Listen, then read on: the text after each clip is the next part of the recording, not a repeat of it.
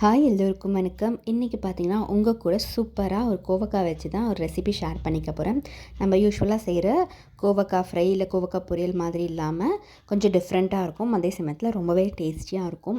இது ரைஸ் கூட மிக்ஸ் பண்ணி நீங்கள் லஞ்ச் பாக்ஸ் ரெசிபிக்கும் யூஸ் பண்ணிக்கலாம். சூப்பராக இருக்கும்.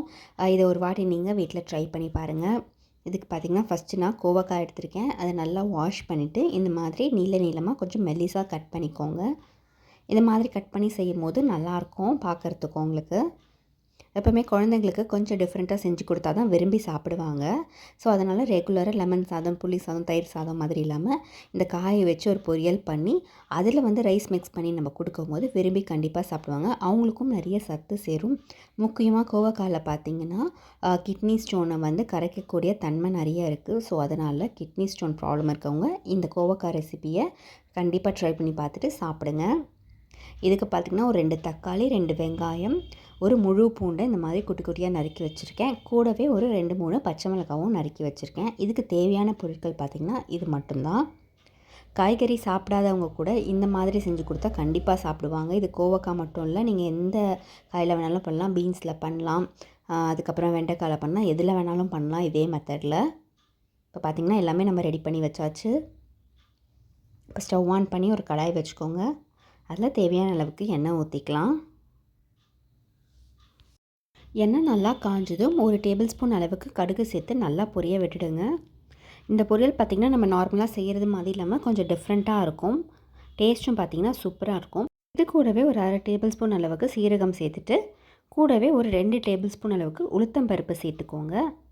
அது நல்லா பொன்னிறமாக ஆகிற வரைக்கும் அந்த மாதிரி ஃப்ரை பண்ணிக்கலாம். உளுத்தம் பருப்பு சேர்க்கும் போது நம்ம சாப்பிட்றதுக்கு நல்லாயிருக்கும். ஸோ அதனால் இது நல்லா கோல்டன் ப்ரௌன் ஆகிற வரைக்கும் ஃப்ரை பண்ணிக்கலாம். இப்போ பார்த்திங்கன்னா இது நல்லா கலர் சேஞ்ச் ஆகிடுச்சு. முதல்ல நம்ம நறுக்கி வச்சுருக்க பச்சை மிளகாய், அதுக்கப்புறமா பூண்டை சேர்த்து நல்லா வதக்கிக்கலாம். இந்த பூண்டு சேர்க்கும் போது அதோடய ஃப்ளேவர் ரொம்ப நல்லாயிருக்கும். இந்த மாதிரி எண்ணெயில் போட்டு நல்லா வதக்கிக்கணும். இந்த ரெசிபி பார்த்திங்கன்னா செய்கிறது ரொம்பவே ஈஸி. அதே சமயத்தில் டேஸ்ட்டும் பார்த்திங்கன்னா சூப்பராக இருக்கும். இப்போ நம்ம நறுக்கி வச்சுருக்க வெங்காயத்துமே சேர்த்து நல்லா வதக்கிக்கலாம். வெங்காயம் கொஞ்சம் கலர் சேஞ்ச் ஆகி வர வரைக்கும் வதக்கிக்கலாம்.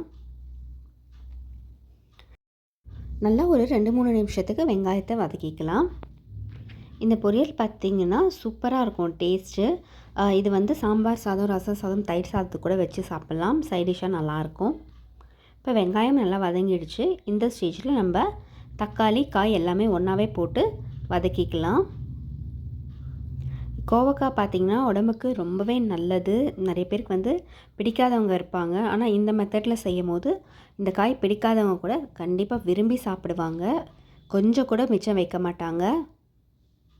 அதனால் கண்டிப்பாக இந்த மெத்தடில் நீங்கள் ஒரு வாட்டியாவது செஞ்சு பார்த்துட்டு எப்படி இருந்ததுன்னு ஃபீட்பேக் சொல்லுங்கள். இப்போ நம்ம எல்லாத்தையுமே சேர்த்துட்டு நல்லா அந்த மாதிரி வதக்கி விட்டுடுங்க. ஒரு 2 நிமிஷம் அப்படியே இருக்கட்டும். இப்போ இதில் தேவையான அளவுக்கு நம்ம மஞ்சள் தூள் சேர்த்துக்கலாம். ஒரு 1/4 டீஸ்பூன் அளவுக்கு சேர்த்தா போதும். இப்போ உப்பு சேர்த்துக்கலாம். உப்பு சேர்த்துட்டு நல்லா கலந்து விட்டுடுங்க. இப்போ இந்த கோவக்காய் பார்த்திங்கன்னா ஃபுல்லாக நம்ம ரொம்ப வேக வைக்கக்கூடாது. ஒரு 90% அளவுக்கு வெந்தால் தான் நல்லாயிருக்கும் க்ரன்ச்சியாக. இப்போ இதுக்கு தேவையான அளவுக்கு நம்ம மிளகாய்த்தூள் சேர்த்துக்கலாம். நான் பார்த்திங்கன்னா இன்றைக்கி 2 டேபிள் ஸ்பூன் அளவுக்கு தனி மிளகாய் தூள் சேர்த்துக்கிறேன். இப்போ குழந்தைங்கள்லாம் சாப்பிட்றதுனா கொஞ்சம் கம்மி பண்ணியே சேர்த்துருங்க. காரம் கம்மியாக சாப்பிட்றவங்க கொஞ்சம் கம்மியாக சேர்த்துக்கோங்க. இப்போ அதையும் சேர்த்துட்டு நல்லா இந்த மாதிரி வதக்கிக்கலாம். இப்போ இந்த காய் வேகிறதுக்காக நம்ம கொஞ்சமாக தண்ணி சேர்த்துக்க போகிறோம். ரொம்ப சேர்க்காதீங்க. இந்த மாதிரி கொஞ்சமாக சேர்த்தா போதும். இந்த மாதிரி தண்ணி ஊற்றிட்டு நல்லா மிக்ஸ் பண்ணிவிட்டு ஒரு மூடி போட்டு மூடி வச்சுடுங்க. காய் வேகட்டும். அது வரைக்கும் நம்ம வெயிட் பண்ணலாம். இப்போ இந்த காய் வேகிறதுக்குள்ளே நம்ம ஒரு 1/2 மூடி தேங்காய் எடுத்து அதை நல்லா மிக்ஸி ஜாரில் போட்டு அரைச்சி வச்சுக்கோங்க. இப்போ பார்த்திங்கன்னா காய் நல்லா வெந்துருச்சு. ஓப்பன் பண்ணிட்டு லாஸ்ட்டாக இந்த தேங்காய் துருவலையும் சேர்த்துட்டு நல்லா கிளறிக்கலாம். தேங்காய் துருவல் உங்களுக்கு வேணும்னா சேர்த்துக்கோங்க, இல்லைனா ஸ்கிப் பண்ணிவிடுங்க. பட் தேங்காய் துருவல் சேர்த்து நம்ம செய்யும் போது டேஸ்ட்டு சூப்பராக இருக்கும். சப்போஸ் உங்களுக்கு பிடிக்கலைன்னா நீங்கள் இந்த ஸ்டெப்பை ஸ்கிப் பண்ணிவிடுங்க. இது அப்படியே சாப்பிட்டாலும் நல்லா தான் இருக்கும். இது கொஞ்சம் எக்ஸ்ட்ரா டேஸ்ட் கொடுக்கறதுக்காக நம்ம இந்த தேங்காவை சேர்க்குறோம். தேங்காய் சேர்த்துட்டு ஒரு 2 நிமிஷத்துக்கு இந்த மாதிரி நல்லா கலந்து விட்டுடுங்க. இப்போ பாருங்கள், பார்க்கவே எவ்வளோ சூப்பராக வந்திருக்குன்னு. நல்லா உதிரி உதிரியாக சூப்பராக இருக்குது. இப்போது இதில் கொஞ்சமாக பெருங்காயத்தூள் சேர்த்துட்டு நல்லா கிளறிடுங்க. பெருங்காயத்தூள் லாஸ்ட்டாக தான் சேர்க்கணும், அப்போ தான் நல்லா வாசனையாக இருக்கும். இந்த மாதிரி பெருங்காயத்தூள் சேர்த்துட்டு நல்லா கலந்துட்டு ஒரு மூடி போட்டு ஒரு 2 நிமிஷம் வச்சுட்டு அதுக்கப்புறமா நம்ம ஸ்டவ் ஆஃப் பண்ணிடலாம். இப்போ பார்த்தீங்கன்னா அவ்வளோ சூப்பராக வந்திருக்கு. வாசனையாக அவ்வளோ டேஸ்ட்டாக இருந்தது. கண்டிப்பாக குழந்தைங்க ரொம்பவே விரும்பி சாப்பிடுவாங்க.